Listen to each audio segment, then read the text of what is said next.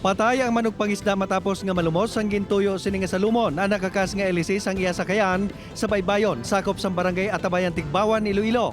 Ginkilala ang biktima kay Mark Roger Grafane. Sunod sa Tigbawan MPS, nagligad ng 30 minutos halin sa nagsalom ang biktima.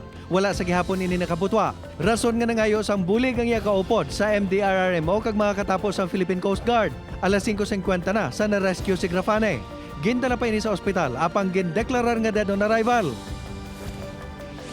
Patay ang isa ka senior citizen matapos mabungguan sang wing van sa barangay San Isidro, La Paz, Iloilo City kahapon.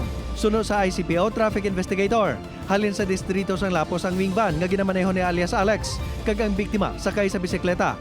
Yara sa tungasang dala ng wing van, samtang sa tuon naman nga bahin ng biktima. Sang hinali lang nga nagliko pa wala ang bisikleta, rason nga nabungguan ini. Nagsuhot pa ang biktima sa idalom sang wing van. Gintinguhaan nini nga dalon sa ospital, apang napatay samtang ginabulong.